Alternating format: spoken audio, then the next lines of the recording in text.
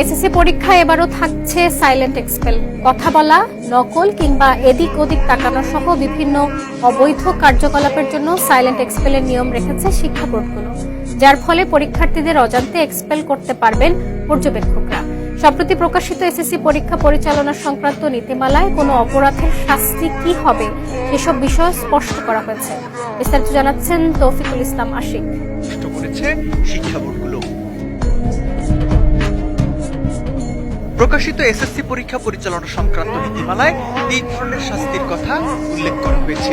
বিভিন্ন ধরনের অবৈধ কার্যকলাপের শাস্তি স্বরূপ ওই পরীক্ষার বছর, পরবর্তী 1 বছর, এমনকি পরবর্তী 2 বছর পর্যন্ত পরীক্ষা দেওয়ার স্পষ্ট করা হয়েছে, যার মধ্যে রয়েছে পরীক্ষা কক্ষে এদিক ওদিক তাকানো, একে অপরের সঙ্গে কথা বলা বা কথা বলার চেষ্টা করা।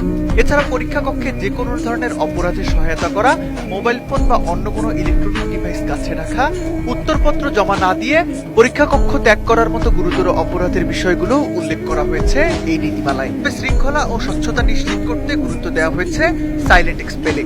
এক্ষেত্রে পরীক্ষার হলে কোনো শিক্ষার্থী নিয়ম ভঙ্গ করলে বা অবৈধ কাজ করলে তাকে তাৎক্ষণিকভাবে হাতে নাতে তোলা হবে না।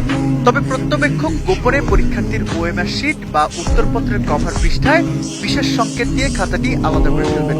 এতে পরীক্ষার্থী বুঝতেও পারবেন না যে সে আসলে সেই বিষয়ের জন্য বহিষ্কৃত হয়েছে। কোনো পরীক্ষার্থীকে এভাবে বহিষ্কার করা হলে পর্যবেক্ষকের একটি বিশেষ প্রতিবেদন সহ আলাদা প্যাকেটে ভরে লাল কালি দিয়ে রিপোর্টেড লিখে পরীক্ষা নিয়ন্ত্রকের দপ্তরে পাঠাতে হবে।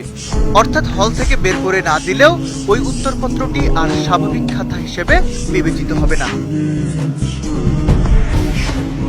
সাইলেন্ট এক্সপেল হওয়া পরীক্ষার্থীকে নিয়ম অনুযায়ী পরবর্তী পরীক্ষাগুলোতে অংশগ্রহণ করতে দেওয়া হবে, কিন্তু একবার যদি কোনো শিক্ষার্থী একটি বিষয়ে সাইলেন্ট এক্সপেল হন, তবে পরবর্তী বিষয়গুলোতে তিনি অসদুপায় অবলম্বন না করলেও তার খাতাগুলো একইভাবে বিশেষ ব্যবস্থায় আলাদা করে বোর্ডে পাঠানো হবে।